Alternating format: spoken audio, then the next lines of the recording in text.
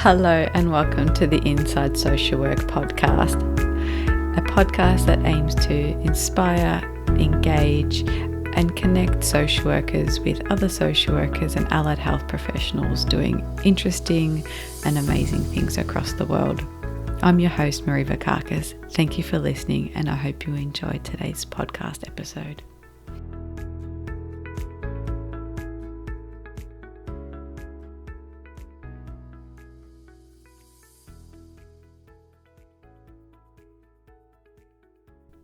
Hello and welcome to episode 59 of the Inside Social Work podcast. I can't believe it's been 59 episodes. That is incredible. I could not have imagined in 2019 when I just started my little podcast with a really crappy microphone using my phone and the voice memo app that it would become what it is today. So really excited that things have been progressing this way, and to all the beautiful listeners out there, thank you so much for following the podcast. It's been really great. In today's episode, I chat with Silvina, and Silvina is a speech pathologist. So she's not a social worker, but we love her anyway.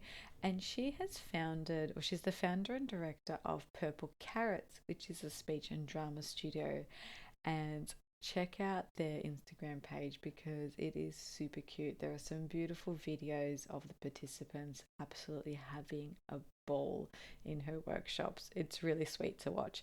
Silvina is a Melbourneite, so Melbourne native, and moved to Toronto in Canada and started Purple Carrots there, and then came back and decided to bring it here as well. So she found a way to combine arts, her expressive arts and drama, child-centered play and speech therapy. So a really beautiful combination and a really good example of how you can use different life experiences and kind of put them together into an allied health role. So this is a really beautiful program. I've seen some of the kids coming out of these workshops with Silvina with just absolute smiles on their faces, and sometimes there is glitter and paint in weird spots and places around the place because we did share a space for a little while and it was great, totally fine.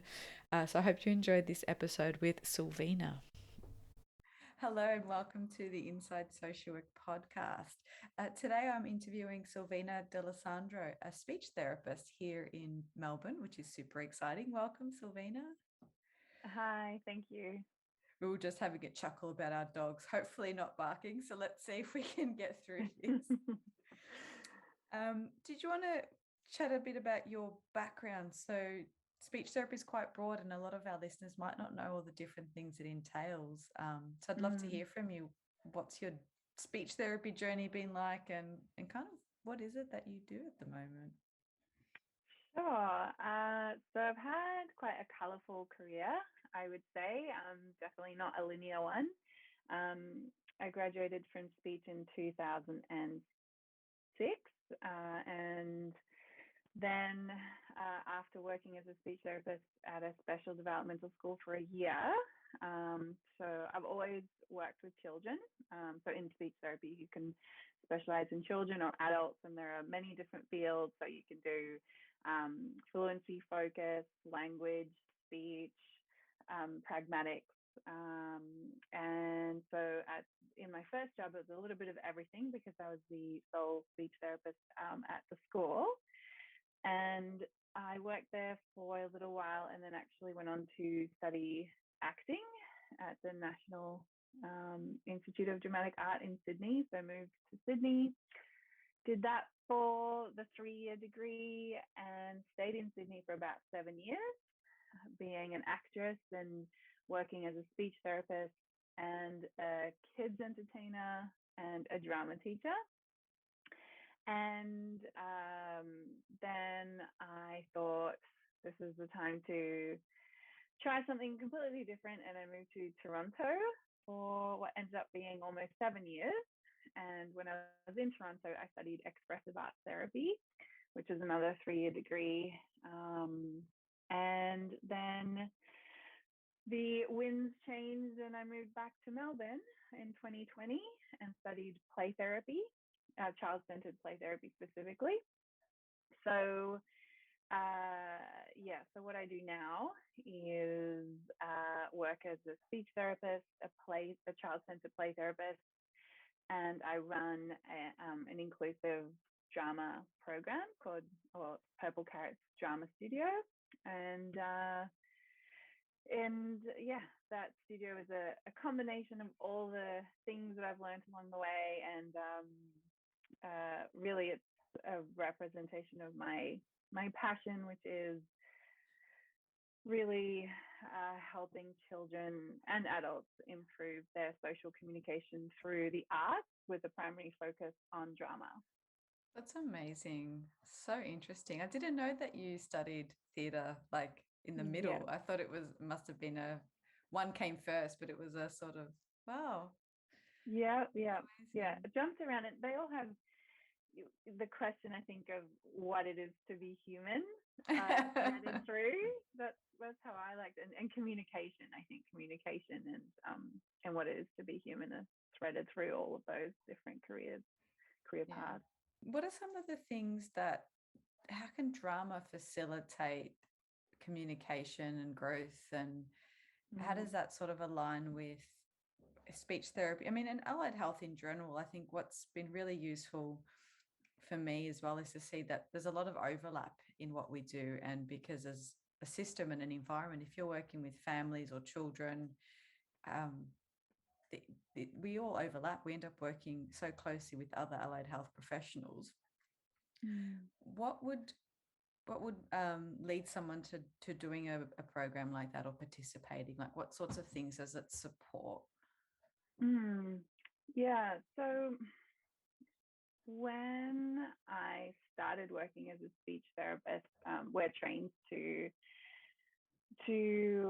help children improve their pragmatics in the speech room, which is an adult being me and the child in the room, just the two of us, and you sort of talk about social skills, and that dynamic I found was really limiting.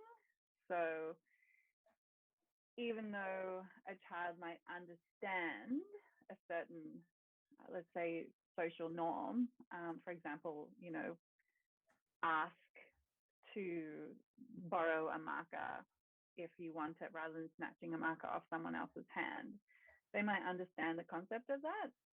Or turn taking, like wait to say your turn, wait till the person's finished, or eye contact, all of these social communication norms, they might understand it intellectually, but once you put them in a room with another child, generalizing that knowledge is really, really challenging, because the stimulus that a child receives from another child is just so different from the stimulus a child receives from an adult, or in this example, a speech therapist. So I find that working in the context of children, with children, and dealing organically with what comes up socially is just so much more effective than working one-on-one. And I guess you could do a combination of the two of them if the parents wanted to, but I really love also the indirect nature of working on social skills through drama. So we don't do it like, okay, this week we're working on listening, next week we're working on turn taking, week after we're working on eye contact. It's not really like that. We're working on a play, so we put on a play on the last day for family and friends, and drama itself innately invites the participants to create together, which requires social communication, effective social communication. So that in and of itself is just so powerful. And so that's sort of what I really love about it. Yeah, that's really great. And I think it's fun. Learning's fun when it's presented that way.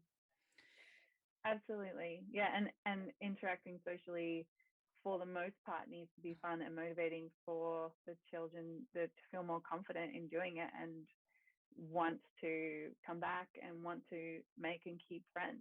It can't really be dry and boring. Otherwise, they'll think, oh no, socializing is a negative experience. So we really want them to have a positive experience with other children.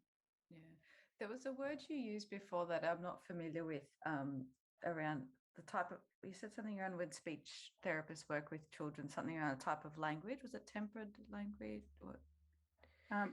Pragmatic language? Pragmatic language. Yeah. What does that mean? Is that just sort of like a diagnostic? Like, what's that?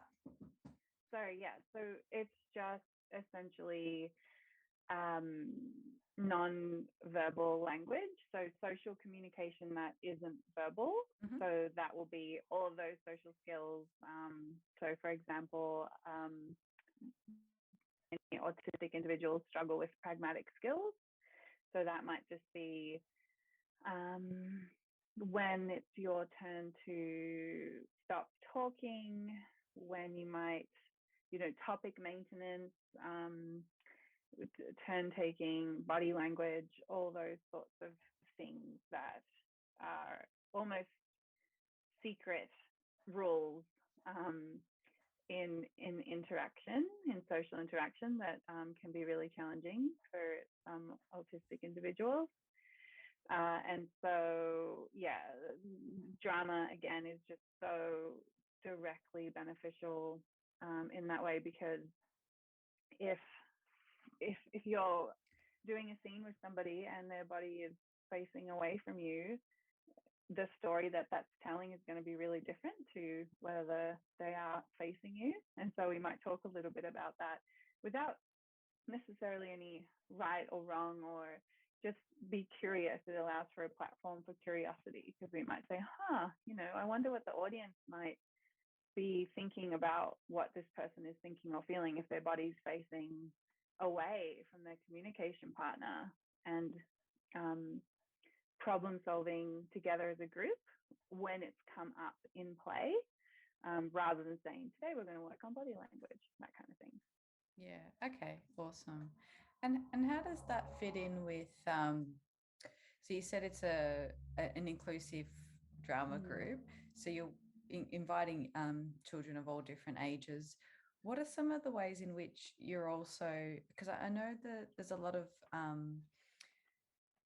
maybe not debate, but it can be quite, when things are very explicitly social skills, people can find that a bit ick, because we want to be accepting of neurodiversity. So how does that, how does drama change that conversation?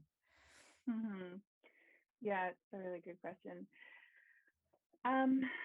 Well, essentially, it's an inclusive drama program, which to me means that if you need more support in order to benefit from or enjoy a drama class, we can provide that. And the structure of it itself, so there's a 6-student maximum, there's 2 teachers, we have visual support like a visual schedule and a visual timer. And if somebody needs a one-on-one to participate and to be able to achieve their goals, then we can facilitate that. Or if the parents have someone who they already like working with, they're welcome to come and support the child. So I guess the question is, like, what are their support needs? Maybe they have very low support needs, and, all of those things aren't really necessary, and, they'll can enjoy and benefit from the class. But maybe they do need those extra levels of support, and those things are available should they need it. So to me, that's what inclusivity in the drama class means. Yeah, wonderful. It's so interesting. And I've seen some of the children skip out of those happy drama clubs. Yeah. No, I love what you said before about it needing to be enjoyable, because that's such a big part of it. Yeah. They do. We get a lot of positive feedback, and children saying, why can't I come every day? Why is it only once a week? we try really hard to make it a positive space where we focus on strengths and not so much challenges, just support around the challenges, but really focus on the strengths. Yeah, wonderful. Yeah. I was thinking, and I wonder if you wouldn't mind sharing a bit around how did you find the internal, whether it's the confidence or to develop it. So you recognize either there was a gap in the market, or there was something that wasn't offered that you needed, and finding a way to combine all the different things that you've picked up along the way and that you love and enjoy into this idea that then became something you've run across 2 countries and had to start up from scratch, twice. Like, how did you kind of do all that? Because we don't get taught business and marketing, and we're not by nature as allied health pushed in that direction or exposed to it very often. So what was that journey like? I never thought I would be running my own business ever. No, that's been a huge learning curve. And I just did it because no one else was doing it, and I thought it should exist. Like, this has to exist. How are there not drama classes that focus on helping to improve children's social communication? Like, that is just such a clear match made in heaven for me. And it was just, there was no real question around it when it became clear that it needed to exist. I thought, well, now I just have to learn skills to make that possible. And learning through mistakes is a really big one. I had a business coach when I first came up with the idea, because you didn't know where to start. So I was, sharing the idea was really important, telling people what I was thinking, because then someone says, oh, well, I know a business coach who, might help you get this off the ground. And so I worked with her to plan out what it might look like and really solidify my goals and set deadlines for myself and say, by this date I want to have achieved this, by that date I want to achieve that. And the motivation to achieve those goals really came from my belief in the program and how it could really, really help people. And that is what made it possible for me to do it again when I moved back to Melbourne, because I don't know if I've said this in the podcast, but I was running it for 6 years in Toronto before moving back here, which I've now been running it for 2 years. And it is hard to get the momentum. Both times it was hard to get the momentum, but the actual participants and their experience is what motivates me. So I think finding what really motivates you to do it and helps you push through all the questions that come up and all the doubts that come up for yourself, just holding on to that. Like, I think last time we had coffee, I mentioned to you, Marie, that when I was in Toronto, one of my adult students said to me, oh, what are you going to do when you go back to Australia? And I said, oh, I'm not sure. I'm thinking about starting this again in Australia, but it's a big job, and I'm not sure if people will like it there as much as they like it here. And she looked at me, she says, well, but they're humans, so if they're humans, they're going to love it. And she is someone who's been doing the program for about 4 years, and just her saying that really helped me overcome some fears that came up along the way. If they're humans, they'll like it. I'm like, okay. So it's the people who you're doing it for that helps you get there. Yeah, and it's really hard to stretch yourself out of your comfort zone that way. And you said 2 years, so that puts you smack bang in the middle of all our lockdowns as well, trying to get this up and running again. Yeah. That was fun, wasn't it? So much fun. Yes, definitely learned how to be flexible and you go with the flow throughout that time, as most people found was necessary.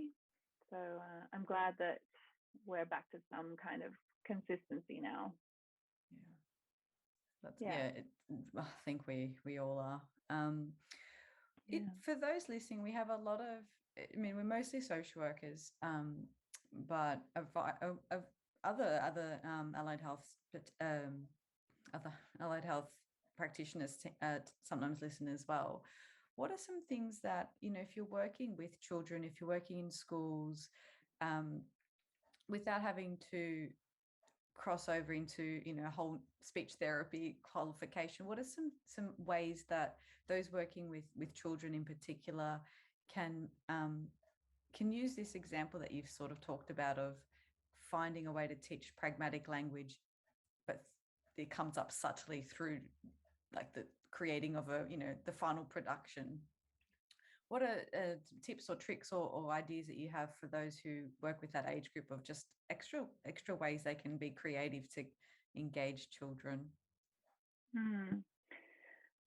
So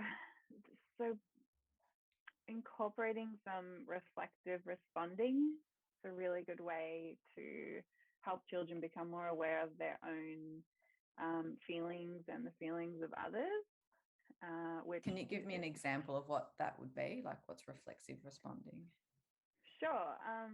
So if we go back to the snatching the marker example that I gave before, as that might cause a conflict between two children.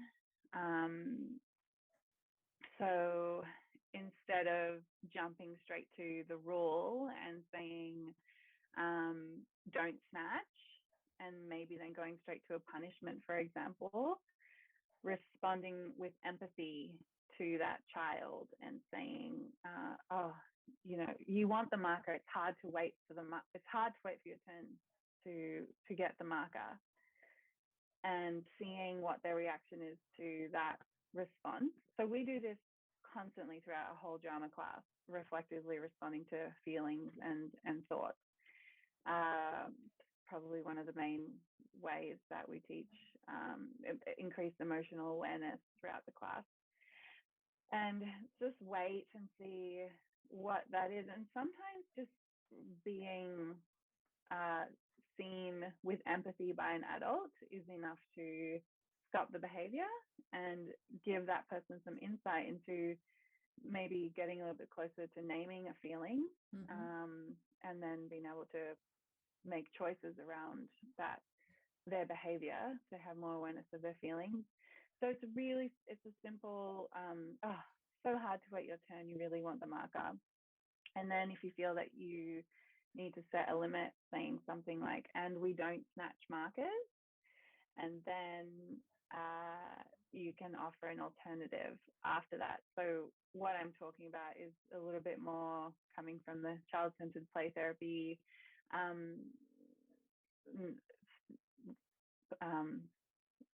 area of my education and my training, which is incorporated into the class. But I think this is a really nice one in terms of teaching self-awareness and social skills in a classroom environment. So you were saying about that reflexive listening and how you can reframe that interaction. I think it's very similar to emotion coaching, which is what I teach parents. There was something in what you said that really got me, grabbed my attention around not to punish first. And I think that's really interesting because we teach swimming, we teach someone how to ride a bike, we teach someone how to read and write and do maths, and then we punish for behaviors. And I think it's really interesting around how you're talking about it with an understanding that we don't inherently know this stuff. And how by reframing it the way you said, or, emotion coaching is almost identical. It's noticing the feeling and then talking about the behavior, and then you set boundaries or problem solve. Yeah, and I love when possible, giving the child the opportunity to problem solve themselves. And almost one of the things I ask a lot is, what do you need right now to, achieve the goal, like to stay in the group or to whatever the goal is in that moment. And sometimes kids can answer that if they're regulated enough. They can answer that question and say, I need a break, or whatever it may be. And other times I need to give two clear options of those two things, of the alternative choices. But yeah, in regards to the rewards and punishment, we have a purple points board, and they get points based on essentially having big hearts, so making their hearts and other people's hearts feel big in the space. And that's the kind of language that we're using. And then I'll always have one child on the first session say, oh, and so then what do we get if we don't do that? Like, what's the punishment? And so they're expecting, I guess, that there's a punishment. And I just say, oh, everybody makes mistakes. And if you feel like you've made a mistake, we can just talk about it and see how we can make a different choice next time. You don't get points taken off. And they're like, oh, and you just feel this big relief that, oh, we don't get points taken off, But it's not competitive. It's just, however many points you get in the class. Then at the end of the class, they get to decide what their purple party is to celebrate however many points they got in the class. So essentially,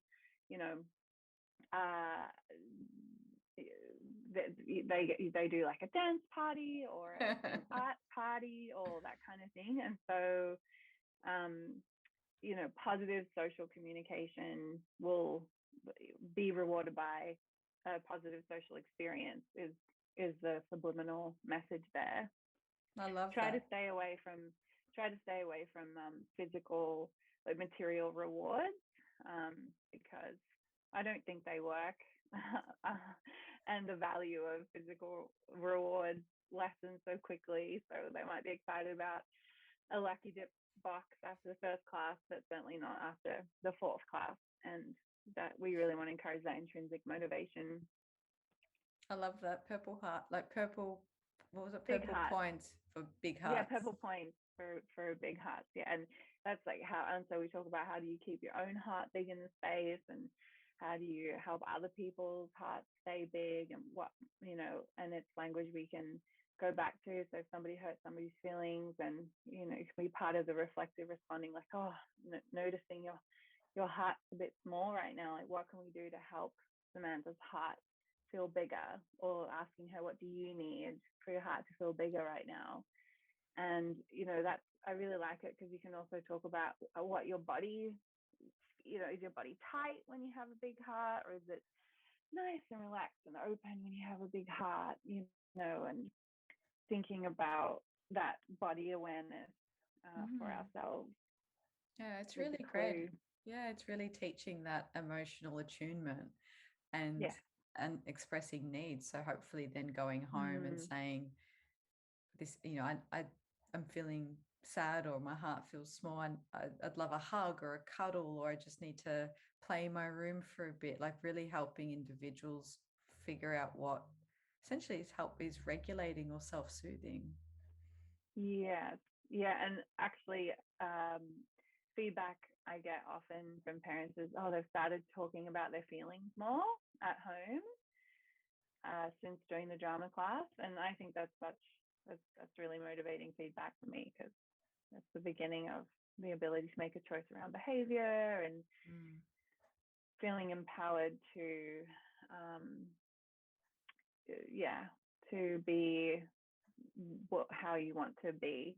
It's okay to be sad, but if you want to change that, then you need to be able to name it for yourself and put certain things in place to be able to get to where you want to be. So yeah, I think that's really valuable for parents. I work with parents of adolescents, and some of them have younger sort of tweens, and we sort of talk about this idea of you have to name it to tame it. There's no bad feeling, but if you can't identify, or you struggle to realize that what might seem like anger is loneliness or sadness, it can be hard to sit with it and manage it, and then figure out what you need. What's either a solution or something to self-soothe, or what's going to work in that moment, because feeling overwhelmed maybe requires a different solution to lonely or insecure. And if the children don't have that emotional literacy, they'll try to get their needs met or in ways that maybe aren't helpful or causing conflict. Yeah, and I think part of it, something that comes to mind when you say that is the importance of the adult being able to sit with those uncomfortable feelings and not try to fix them straight away. So, that comes up in the class a lot as well. If there's some hard feelings going on for whatever reason, we would just say, oh, bit sad today, and sit with that. And you can almost see them expecting you to like try to fix it or come up with a solution. And when you don't, and you just sort of sit with it and empathize, often they will come up with their own solution to that problem. And I think the one of the key factors is that they are motivated to join into the class, and so they want to find a way to overcome where they're at, because the content of the classes is motivating. Yeah, I think that's a really interesting observation, that if you're always getting told off in a setting, then when you're feeling not great, you don't want to, the intrinsic motivation is there, like, why would I go back to that environment? Like, there's no desire to go back because I'm getting told off. And so unfortunately that way of, carrot and stick, punishment and reward, it actually doesn't teach the behavior. And it's just a really interesting observation that you made, of that they're having so much fun that they want to manage what's happening for them so they can get the most out of it and enjoy the drama or the painting or the purple party or whatever you're having. And their relationships become more and more important to them as the weeks go on. Great. So playing with their friends is going to be really motivating as well, which is great. This is really interesting. And I mean, we could talk for hours, because I find this bit this is a really big overlap, I think, between sort of mental health and what you're doing, because you're essentially teaching that self-soothing, that regulation, getting needs met, setting boundaries. Like, so much of that is in that psychoeducation bit of mental health. We're working at different age groups, which I love that you prevent potentially anxiety and depression by kids making contact with friends and knowing what they need and asking for it, and being able to identify those feelings. Well, and we're actually about to start a collaboration with Jumpstart Community Services to start running adult neurodiverse drama classes. So that's exciting. They used to run those in Toronto, and they were so successful, and actually created a co-op theatre company branch of Purple Carrots called the Purple Stage, and put on their own professional productions of improvised theatre shows. So the adults can really take the reins and make it whatever they want it to be. Amazing. And all these same strategies, I guess, for want of a better word, that they can be applied to adults as well. And and for people who are interested in learning a bit more about what you do, where can they find you? So best place would be the website, which is purplecarrots.com.au. Okay. Thank you so much. This has been so interesting. Thank you for listening. I hope you enjoyed today's podcast episode. The Inside Social Work podcast would like to acknowledge the traditional owners of the land on which we record this podcast today, and pay our respects to elders past, present and emerging. Thank you for listening. If you would like to support the podcast, you could leave a rating or a review on iTunes or wherever it is you get your podcast, and feel free to join the Facebook group. It'd be great to hear from you. Have a lovely day. Bye.